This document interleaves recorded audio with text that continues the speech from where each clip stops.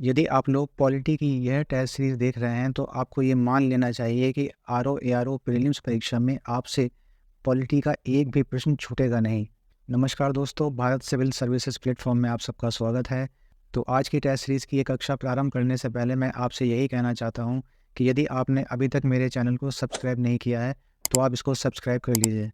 देखिए दोस्तों, मैं आप लोगों के लिए अकेला मेहनत कर रहा हूँ, तो मैं भी आपसे ये अपेक्षा रखता हूँ कि आप लोग भी मुझे सपोर्ट करें और उसका केवल एक ही माध्यम है कि आप मेरे चैनल को ज़्यादा से ज़्यादा सब्सक्राइब कीजिए और इसे अपने मित्रों के साथ शेयर भी ज़रूर कीजिए। यदि आपको ये वीडियो देखने के पश्चात ये टेस्ट सीरीज़ अच्छी लगे तो आप वीडियो को बिना लाइक किए मत जाइएगा। वीडियो को लाइक ज़रूर करें और यदि आपको मुझसे कोई अपेक्षा है, कोई शंका आपके मन में है या आप मुझसे कुछ पूछना चाहते हैं तो आप मुझसे कमेंट सेक्शन में जाकर ज़रूर पूछ सकते हैं। तो चलिए बिना समय व्यर्थ किए आज की अपनी टेस्ट सीरीज़ हम प्रारंभ करते हैं। तो पहला प्रश्न है, राष्ट्रपति के पद पर कौन सबसे अधिक उम्र में आसीन हुआ? तो सही उत्तर इसका हो जाएगा आर वेंकट रमन सबसे अधिक उम्र में आसीन होने वाले राष्ट्रपति थे। और सबसे अधिक उम्र में आसीन होने वाले प्रधानमंत्री मोरारजी देसाई थे। मैं पिछली टेस्ट सीरीज में आपको वो तथ्य बता चुका हूँ। प्रश्न नंबर 2, 1969 के राष्ट्रपति पद के चुनाव में वीवी गिरी से कांग्रेस का अधिकृत प्रत्याशी पराजित हुआ। यह पराजित प्रत्याशी कौन था? तो इसका सही उत्तर हो जाएगा नीलम संजीव रेड्डी। 1969 के राष्ट्रपति पद के चुनाव में नीलम संजीव रेड्डी कांग्रेस के अधिकृत प्रत्याशी थे, जिन्हें वीवी गिरी ने परास्त कर दिया था। और यहाँ एक तथ्य और आपको मैं बताता चलूँ, एक बार पराजित होने के पश्चात पुनः नीलम संजीव रेड्डी निर्विरोध राष्ट्रपति भी चुने गए थे। ये भी एक तथ्य महत्वपूर्ण है इनके बारे में।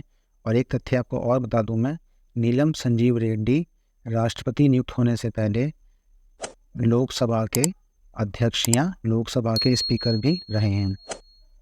ये सभी तथ्य देखिए बहुत ज़्यादा महत्वपूर्ण है, जो आपकी परीक्षा में अलग अलग प्रश्न बनकर इस पर आते रहते हैं। तो सब आपको ये पता होना चाहिए। वैसे आगे इसके बारे में मैंने अपने आने वाली टेस्ट सीरीज में प्रश्न बनाए भी हैं, तो यदि आपको यहाँ कुछ चूक हो जाती है तो वहाँ से आपका पूरा कवर हो जाएगा।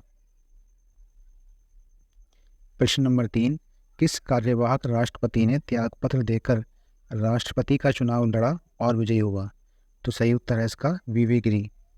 जब वीवी गिरी ने राष्ट्रपति का चुनाव लड़ा था उस समय वह कार्यवाहक राष्ट्रपति थे और उन्होंने त्यागपत्र देकर राष्ट्रपति का चुनाव लड़ा और कांग्रेस के प्रत्याशी नीलम संजीव रेड्डी को हराया था। प्रश्न नंबर 4, किन राष्ट्रपतियों की मृत्यु अपने पद पर आसीन रहते हुए हुई? उसका सही उत्तर हो जाएगा विकल्प नंबर 4, डॉक्टर जाकिर हुसैन और फखरुद्दीन अली अहमद। ये दो ऐसे राष्ट्रपति हैं जिनकी मृत्यु अपने पद पर रहते हुए हुई। प्रश्न नंबर 5, निम्न में से कौन राष्ट्रपति लोकसभा का भूतपूर्व अध्यक्ष था? तो सही उत्तर है इसका नीलम संजीव रेड्डी। इसकी व्याख्या मैं ऊपर वाले एक प्रश्न में कर भी चुका हूँ। प्रश्न नंबर 6, निम्न में से कौन राष्ट्रपति भूतपूर्व केंद्रीय गृह मंत्री था? तो उसका सही उत्तर हो जाएगा ज्ञानी जेल सिंह। प्रश्न नंबर 7, उस राष्ट्रपति का नाम बताइए जो राष्ट्रपति निर्वाचित होने से पहले एक बार राष्ट्रपति पद का चुनाव हार चुके थे। तो सही उत्तर हो जाएगा इसका नीलम संजीव रेड्डी और इसकी व्याख्या मैं ऊपर वाले प्रश्नों में कर चुका हूँ। प्रश्न नंबर 8, 20 जुलाई 1969 को कार्यकारी राष्ट्रपति के रूप में पदभार संभालते समय एच.एम. हिदायतुल्लाह किस पद पर आसीन थे? उसका सही उत्तर हो जाएगा सर्वोच्च न्यायालय के मुख्य न्यायाधीश। जब कार्यकारी राष्ट्रपति वीवी गिरी ने त्यागपत्र देकर राष्ट्रपति पद का चुनाव लड़ा था तो उस समय तत्कालीन मुख्य न्यायाधीश हिदायतुल्लाह ने कार्यकारी राष्ट्रपति का पदभार संभाला था। प्रश्न नंबर 9, यदि मुख्य न्यायाधीश राष्ट्रपति का पदभार ग्रहण करता है तो उसे शपथ कौन दिलवाता है? उपराष्ट्रपति, प्रधानमंत्री, लोकसभा का अध्यक्ष या सर्वोच्च न्यायालय के वरिष्ठतम न्यायाधीश? तो इसका सही उत्तर हो जाएगा सर्वोच्च न्यायालय के वरिष्ठतम न्यायाधीश। हम ही जानते हैं कि राष्ट्रपति को अपने पद की शपथ मुख्य न्यायाधीश दिलवाते हैं, और जब मुख्य न्यायाधीश ही राष्ट्रपति पद पर आसीन होंगे तो उनको शपथ दिलवाएंगे सर्वोच्च न्यायालय के वरिष्ठतम न्यायाधीश, क्योंकि सर्वोच्च न्यायालय के वरिष्ठतम न्यायाधीश को ही मुख्य न्यायाधीश का पद प्राप्त होता है। ऐसी परंपरा चली आ रही है। प्रश्न नंबर 10, मुख्य न्यायाधीश को कार्यकारी राष्ट्रपति का पदभार किन स्थितियों में ग्रहण करना पड़ता है? तो इसका सही उत्तर हो जाएगा उपराष्ट्रपति का पद रिक्त होने के कारण, क्योंकि हम ये जानते हैं राष्ट्रपति की अनुपस्थिति में राष्ट्रपति पद का निर्वहन उपराष्ट्रपति करते हैं, और यदि उपराष्ट्रपति भी अनुपस्थित हों तो फिर राष्ट्रपति पद का निर्वहन मुख्य न्यायाधीश को करना पड़ता है। तो मुख्य न्यायाधीश द्वारा राष्ट्रपति पद का निर्वहन करना तभी संभव है जब उपराष्ट्रपति का पद रिक्त हो। प्रश्न नंबर 11, राष्ट्रपति को पदच्युत करने हेतु महाभियोग कैसी प्रक्रिया है? न्यायिक, अर्धन्यायिक, गैर संवैधानिक या उपरोक्त में कोई नहीं? तो सही उत्तर हो जाएगा इसका ये अर्धन्यायिक प्रक्रिया है। प्रश्न नंबर 12, निम्नलिखित में से कौन भारत के ऐसे पहले प्रधानमंत्री हैं जिन्होंने अविश्वास प्रस्ताव पास होने से पद छोड़ा था? तो इसका सही उत्तर हो जाएगा वीपी सिंह, अर्थात विश्वनाथ प्रताप सिंह ऐसे प्रधानमंत्री हुए हैं जिन्होंने अपने विरुद्ध अविश्वास प्रस्ताव पारित होने के पश्चात पद छोड़ दिया था। और यहाँ एक तथ्य और बता दूं आपको मैं, पहले प्रधानमंत्री जिन्होंने अपने पद से इस्तीफा दिया था वो मोरारजी देसाई थे। इसमें अंतर समझिए, अविश्वास प्रस्ताव पारित होने के बाद इस्तीफा देने वाले वीपी सिंह हैं, लेकिन सबसे पहले इस्तीफा देने वाले मोरारजी देसाई हैं। प्रश्न नंबर 13, निम्नलिखित में से किस अनुच्छेद के तहत भारत के राष्ट्रपति द्वारा मंत्रिपरिषद का गठन किया जाता है? तो इसका सही विकल्प हो जाएगा अनुच्छेद 75। अनुच्छेद 74 और 75 दोनों ही मंत्रिपरिषद से संबंधित हैं, लेकिन अनुच्छेद 74 में केवल इतना कहा गया है कि राष्ट्रपति को सलाह देने के लिए सदैव एक मंत्रिपरिषद होगी और राष्ट्रपति को उसकी सलाह के अनुसार ही कार्य करना होगा।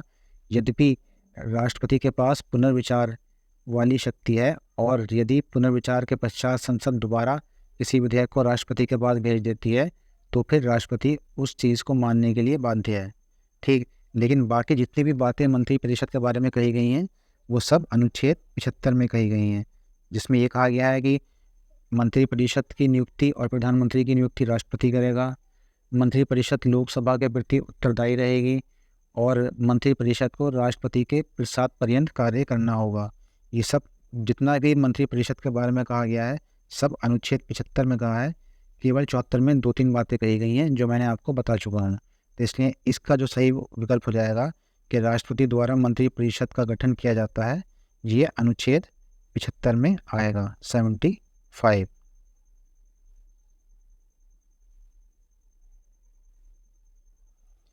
प्रश्न नंबर 14, कथन में कहा है भारत में कानूनी तौर पर लोकसभा को भंग करने का अधिकार राष्ट्रपति को है, और कारण में लिखा है राष्ट्रपति अपनी इस शक्ति का प्रयोग मंत्रिमंडल की सलाह पर करता है।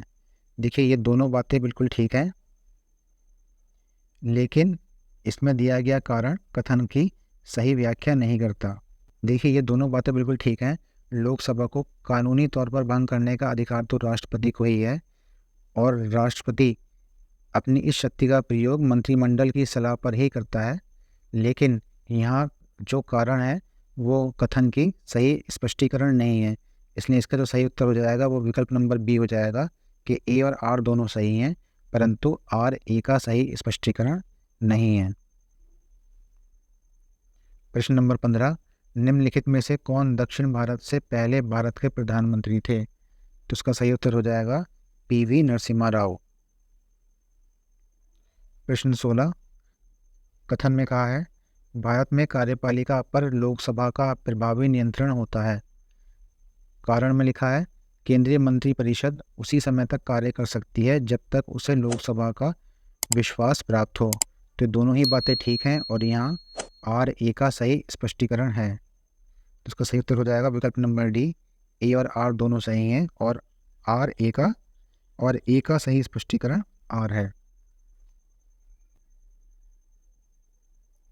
प्रश्न नंबर 17, भारतीय संविधान के अनुच्छेद 352 के अंतर्गत आपातकाल के प्रख्यापन के प्रभावी होने की अवधि के दौरान स्वयं संसद द्वारा पारित अधिनियम द्वारा लोकसभा का सामान्य कार्यकाल एक बार में अधिकतम कितना बढ़ाया जा सकता है? तो एक बार में अधिकतम ही कार्यकाल 1 वर्ष के लिए बढ़ाया जा सकता है। तो उसका विकल्प नंबर सी सही हो जाएगा। भारत में किसी व्यक्ति को लोकसभा का सदस्य बनने के लिए अर्हत होने के लिए आवश्यक योग्यता नहीं है। कौन सी योग्यता आवश्यक नहीं है? नंबर 1, वह भारत का नागरिक हो। नंबर बी, जिसे जिस निर्वाचन क्षेत्र में चुना जाना है उस निर्वाचन क्षेत्र का पंजीकृत मतदाता हो, कम से कम 25 वर्ष की आयु का हो, उसके पास ऐसी अन्य आर्हताएँ हों जो इस संदर्भ में संसद द्वारा निर्धारित की जाएं। उसका विकल्प नंबर बी ठीक हो जाएगा। ये कोई आर्हता नहीं है वर्तमान में लोकसभा का सदस्य बनने के लिए कि जिस क्षेत्र से उसका चुनाव होना है उसे उस निर्वाचन क्षेत्र का पंजीकृत मतदाता होना चाहिए। ऐसी शर्त आवश्यक नहीं है और हमसे यही पूछा गया है कौन सी योग्यता आवश्यक नहीं है, तो उसका विकल्प नंबर बी सही उत्तर हो जाएगा। प्रश्न नंबर 19, भारत में लोकसभा सदस्यों को चुना जाता है प्रादेशिक प्रतिनिधित्व प्रणाली के आधार पर, first past the post system के आधार पर, अप्रत्यक्ष निर्वाचन के आधार पर। तो पहले दो विकल्प बिल्कुल ठीक हैं। इन्हें प्रादेशिक प्रतिनिधित्व प्रणाली के आधार पर चुना जाता है और दूसरा इन्हें first past the post system के आधार पर चुना जाता है। इसका मतलब यह है कि जिस व्यक्ति को सबसे ज़्यादा वोट पड़े होंगे उसे विजयी घोषित किया जाएगा और ये चुनाव अप्रत्यक्ष नहीं होता बल्कि प्रत्यक्ष चुनाव होते हैं ये। इसलिए इसका विकल्प नंबर 3 गलत है।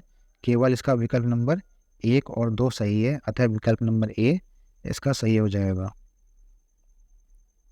प्रश्न नंबर 20, भारतीय संसद द्वारा संविधान के किस अनुच्छेद के तहत एक परिसीमन अधिनियम लागू किया जाता है? तो सही उत्तर हो जाएगा इसका अनुच्छेद 82। अनुच्छेद 82 के अंतर्गत परिसीमन आयोग और परिसीमन अधिनियम लागू किए जाने का प्रावधान है। प्रश्न नंबर 21, निम्नलिखित में से कौन से भारत में परिसीमन आयोग के कार्य हैं? संसदीय निर्वाचन क्षेत्रों का परिसीमन, विधानसभा निर्वाचन क्षेत्रों का परिसीमन, अनुसूचित जनजाति समुदायों के लोगों की संख्या के आधार पर आरक्षित सीटों का निर्धारण। तो ये तीनों ही कार्य परिसीमन आयोग के हैं। परिसीमन आयोग संसदीय निर्वाचन क्षेत्रों का परिसीमन भी करता है और विधानसभा निर्वाचन क्षेत्रों का भी परिसीमन करता है। इसके साथ ही अनुसूचित जाति और जनजातियों के सीटों का आरक्षण भी परिसीमन आयोग की जिम्मेदारी है। निम्नलिखित में से किस अनुच्छेद के अनुसार राज्यसभा संसद को राज्य सूची में से किसी विषय पर विधि बनाने हेतु अधिकृत कर सकती है? तो सही विकल्प हो जाएगा इसका 249। 249 के अंतर्गत राज्यसभा राष्ट्रहित में संसद को राज्य सूची में विधि बनाने हेतु अधिकृत कर सकती है। प्रश्न नंबर 23, वर्तमान में लोकसभा में राज्यों के लिए सदस्यों की अधिकतम संख्या निर्धारित है। तो उसका सही उत्तर हो जाएगा आपका 530। देखिए 530 इसलिए है क्योंकि हमसे केवल राज्यों का पूछा है, तो राज्यों के लिए 530 है और केंद्र शासित प्रदेशों के लिए 20 है, तो टोटल हो गई हमारी 550। अब यहाँ आप ये ध्यान दीजिए, अभी तक जो हमारी मैक्सिमम संख्या थी लोकसभा की वो 552 थी, जिसमें 2 सदस्य हमारे एंग्लो इंडियन हुआ करते थे, एंग्लो इंडियन। लेकिन अभी हाल ही में 104वां संविधान संशोधन द्वारा एंग्लो इंडियन सदस्यों का आरक्षण समाप्त कर दिया गया है, तो अब ये संख्या घट के दोबारा 550 हो गई है, जिसमें से 530 सदस्य राज्यों से चुने जाएंगे और 20 सदस्य केंद्र शासित प्रदेशों से चुने जाएंगे। तो इसलिए अधिकतम संख्या जो है हमारी राज्यों के लिए 530 है, केंद्र शासित प्रदेशों के लिए 20 है और टोटल हमारी अधिकतम संख्या 550 है लोकसभा के लिए। मैं अधिकतम संख्या की बात कर रहा हूँ। जब वर्तमान संख्या की बात होगी तो ये 543 हो जाएगा, क्योंकि वर्तमान में केंद्र शासित प्रदेश से 13 सीटें हैं, 20 नहीं हैं। तो सही विकल्प हो जाएगा इसका 530, क्योंकि केवल राज्यों की बात कर रहा है तो राज्यों में अधिकतम संख्या 530 है और पूरे भारत में अधिकतम संख्या 550 है और वर्तमान में जो संख्या है वो 543 है पूरे भारत की। प्रश्न नंबर 24, निम्नलिखित में से किन संदर्भों में राज्यसभा की लोकसभा से कम शक्तियां हैं? नंबर 1, उच्चतम न्यायालय एवं संघ लोक सेवा आयोग के न्याय क्षेत्र विस्तार करना। नंबर 2, राष्ट्रपति द्वारा जारी अध्यादेश की स्वीकृति। नंबर 3, राष्ट्रपति द्वारा घोषित तीनों प्रकार के आपातकालों की स्वीकृति। तो इनमें से कोई भी ऐसा नहीं है जिसमें राज्यसभा की शक्ति लोकसभा से कम हो। तो सही विकल्प हो जाएगा इसका उपर्युक्त में से कोई नहीं, क्योंकि जब उच्चतम न्यायालय और संघ लोक सेवा आयोग के न्याय क्षेत्र में विस्तार करना होता है तो वहाँ भी लोकसभा और राज्यसभा को समान शक्तियाँ प्राप्त हैं। राष्ट्रपति द्वारा जारी अध्यादेश को स्वीकृत करने में भी दोनों सदन को बराबर शक्तियाँ प्राप्त हैं और राष्ट्रपति द्वारा घोषित किसी भी आपातकाल की स्वीकृति हेतु भी दोनों ही सदन को बराबर शक्तियाँ प्राप्त हैं। राज्यसभा की सदस्यता के लिए अर्ह होने के लिए निर्धारित न्यूनतम आयु सीमा है। तो सही विकल्प हो जाएगा इसका 30 वर्ष। लोकसभा के लिए 25 वर्ष है और राज्यसभा के लिए 30 वर्ष है। तो कैसी लगी आपको आज की हमारी टेस्ट सीरीज़? मुझे आप कमेंट सेक्शन में ज़रूर बताइएगा। यदि अच्छी लगी है तो वीडियो को लाइक कीजिए, अपने मित्रों के साथ इसे शेयर कीजिए और मेरे channel Bharat civil services platform को सब्सक्राइब ज़रूर करें और बेल आइकन दबा के नोटिफिकेशन भी ऑन कर लेना। तो फिर शीघ्र ही उपस्थित होता हूँ मैं आपके समक्ष अपनी नई वीडियो के साथ। तब तक के लिए धन्यवाद।